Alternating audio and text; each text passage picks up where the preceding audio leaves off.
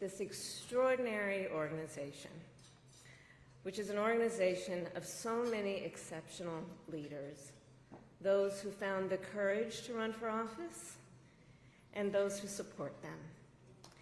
Emerge, I will say something you know. Throughout my entire career and life, I have always believed in the ideals of our nation.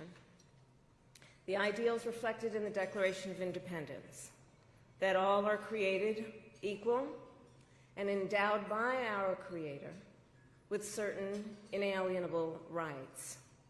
Ideals advanced and affirmed by the service and sacrifice of generations of patriots.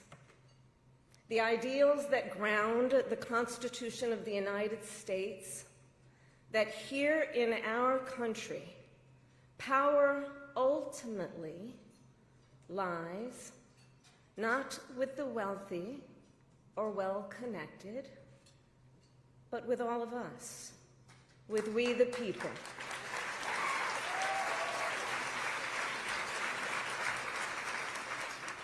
Now, of course, I recognize that America has never fully lived up to these ideals, that for all the gains we've made, the American dream has for decades been slipping further out of reach for so many, and that the American people deserve leaders who make their lives better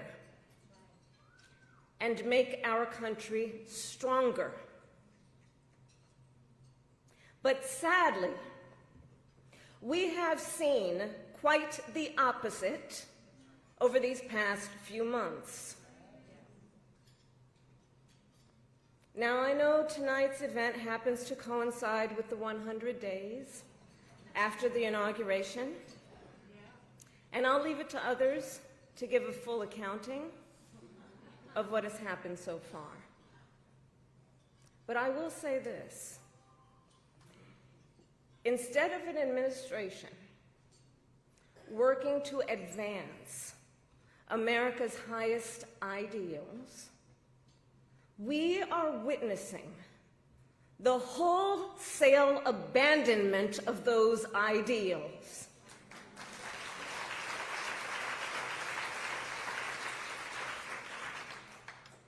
And what we are also seeing in these last 14 weeks is Americans using their voice and showing their courage. We all know President Trump and his administration and their allies are counting on the notion that fear can be contagious. They are counting on the notion that if they make some people afraid, it will have a chilling effect on others. But what they're overlooking, what they have overlooked, is that fear is not the only thing that's contagious. Courage is contagious.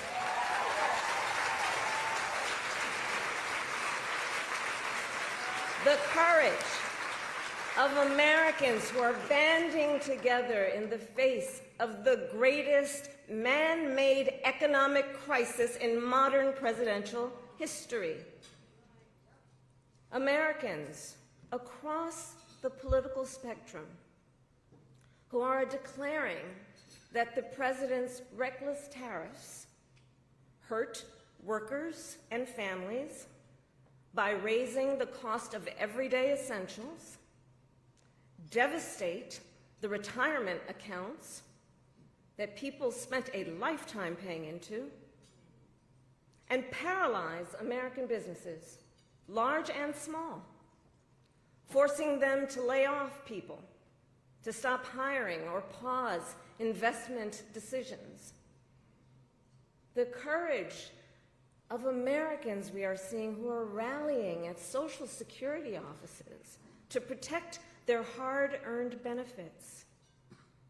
Of Americans who are speaking out to say, it is not okay to violate court orders. Not okay.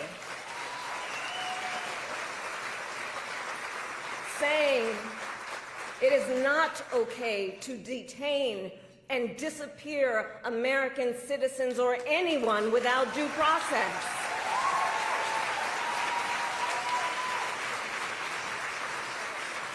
The courage of judges to uphold the rule of law in the face of those who would jail them. Of universities that are defying unconstitutional demands that threaten the pursuit of truth and academic independence.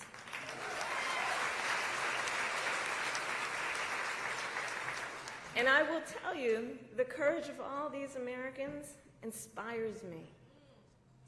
And I have been inspired by the movements like the one in Wisconsin that put Susan Crawford on the Supreme Court, by the State of the People Power Tour that is aiming to ignite a grassroots movement to lift up voices and advance freedom and justice, and by leaders across the spectrum, including congressional leaders like Cory Booker, Chris Van Hollen, Chris Murphy, Jasmine Crockett, Maxwell Frost, AOC, and Bernie Sanders. All who, in different ways, have been speaking with moral clarity about this moment. So here's one of the other things I wanted to talk about tonight and to highlight. So look, some people are describing what's been happening in recent months as absolute chaos. And of course, I understand why. And it's certainly true of those tariffs. Tariffs that, as I predicted, are clearly inviting a recession. But friends, please let us not be duped into thinking everything is chaos. I know it may feel that way, but understand what we are in fact witnessing is a high-velocity event where a vessel is being used for the swift implementation of an agenda that has been decades in the making. An agenda to slash public education. An agenda to shrink government and then privatize its services. All while giving tax breaks to the wealthiest among us. By the way, an agenda that is not lowering costs, not making life more affordable, and not what they promised. It's an agenda, a narrow, self-serving vision of America, where they punish truth tellers, favor loyalists, cash in on their power, and leave everyone to fend for themselves, all while abandoning allies and retreating from the world. And folks, what we are experiencing right now is exactly what they envisioned for America. Right now, we are living in their vision for America. But this is not a vision that Americans want. We are living in a moment when the checks and balances upon which we have historically relied have begun to buckle. And we here know that when the checks and balances ultimately collapse, if Congress fails to do its part, or if the courts fail to do their part, or if both do their part, but the president defies them anyway, Well, friends, that is called a constitutional crisis. And that is a crisis that will eventually impact everyone. Because it would mean that the rules that protect our fundamental rights and freedoms, that ensure each of us has a say about how our government works, will no longer matter. And if that happens, the one check, the one balance, the one power that must not fail is the voice of the people.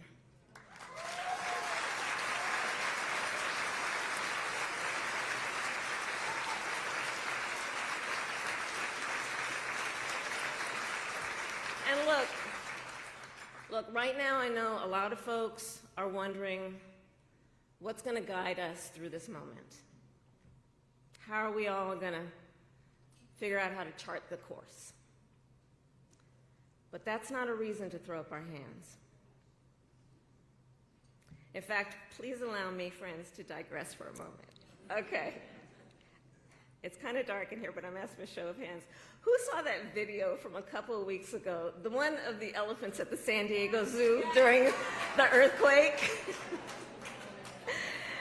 Google it if you've not seen it. So that scene has been on my mind. Everybody's asking me, what you've been thinking about these days? Well, so in the video, for those who haven't seen it, here those elephants were. And as soon as they felt the earth shaking beneath their feet, they got in a circle and stood next to each other to protect the most vulnerable. Think about it. What a powerful metaphor. Because we know those who try to incite fear are most effective when they divide and conquer, when they separate the herd, when they try to make everyone think they are alone. But in the face of crisis, the lesson is don't scatter. The instinct has to be to immediately find and connect with each other, and to know that the circle will be strong.